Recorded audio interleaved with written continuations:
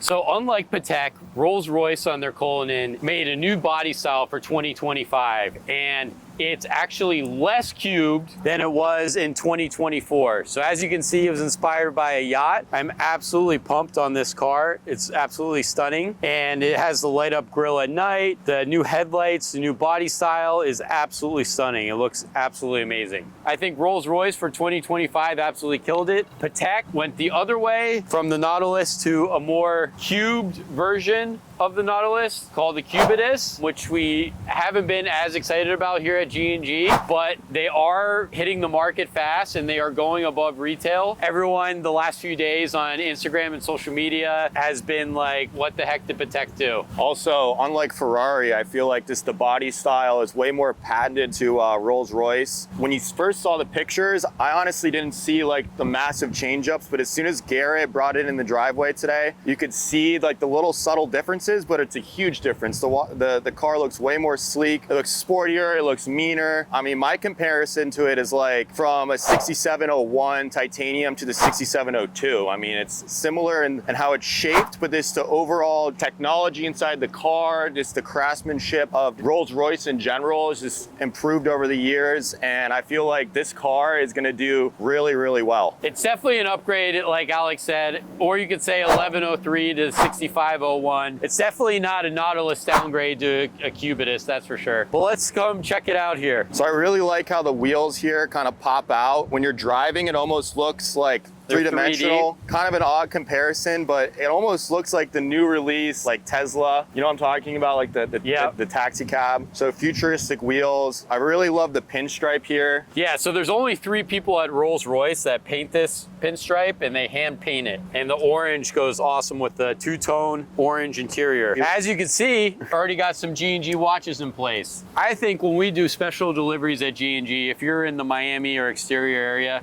we'll probably show up maybe in this car with a few watches. If you're in between watches, we've done this before for some of our VIP clients. You could be sitting here on the other side. We'll be here with the nice lamb's wool at our feet. Pop the tray down, look at some watches, or to and from, you could throw the TV out to watch a little G&G on YouTube. With all the touches on this car and the craftsmanship, even the new Spirit of Ecstasy right here on the dash, which is absolutely incredible, has the same dash as the Spectre. We're looking at 500K. Now, I want to ask you guys, with 500K, would you rather have this stunning Rolls-Royce, or you could potentially have a 5976 anniversary Nautilus with a 15205 limited of 50 BA jumbo ultra thin with a green dial Singapore edition, or you could go with a RM 70201 rose gold and an AP ceramic 26240 CE, or you could do double turb and have the ceramic chrono. So both 26730 OR and 26730 Ti. And at around 118K, you could throw this in to match your rolls if you wanted to do this and just add an extra 118K.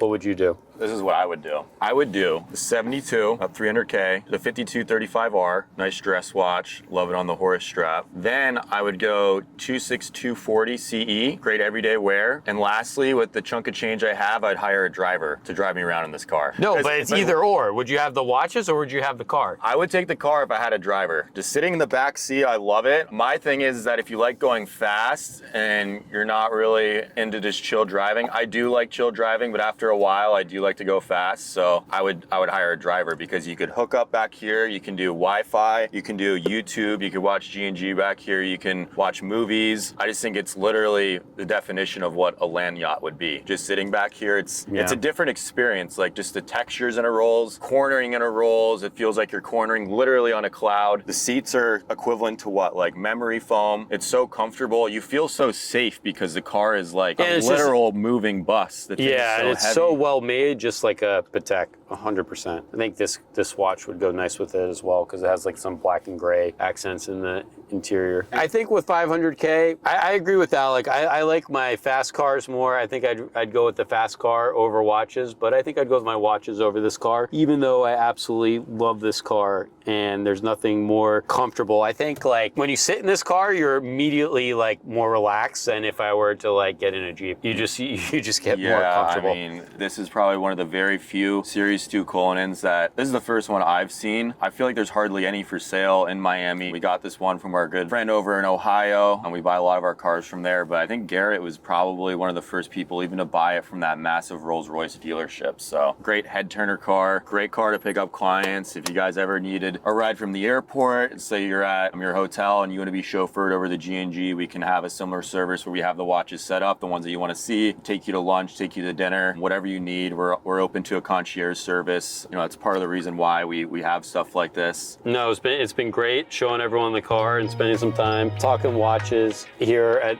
lunch on a Tuesday here at G&G. Now it's time to get back to the office and try and set the record for the month. We started off at a really good month. It's gotten a little bit slower, but we just need to keep on trucking.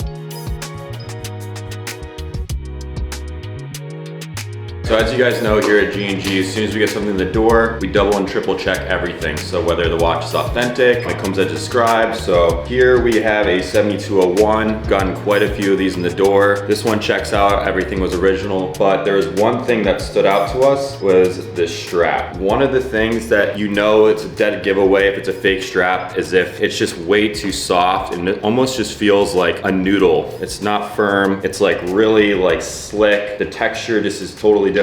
Here we have an original. This is a 6702 black strap. And just by looking at it, when you put them next to each other, this unfortunately is a terrible fake. As you can see here, the Richard Mille font is quite a bit different. On the original one, you see that there's a gloss finish over the Richard Mille, which is a bit more of an expensive process, and this looks like just like a stamped. Just the lettering, the thickness here is quite a bit thicker. Even the vents here just look off. They're just not right. Why we check this is because these straps are not cheap. Some of these, depending on the color, whether it's vented, double vented, could go anywhere from $1,000 to $2,500 bucks. So I can imagine the people that are making cheap ones, you know, they're gonna sell these for extra cheap. So make sure when you guys are buying straps from someone, if they're a little bit cheap, below $1,000 for specific models that are like a 72 or 67, which typically run quite a bit more expensive than say like an 11, that might be too good to be true. Make sure you look out for those things to make sure you're not getting a fake strap.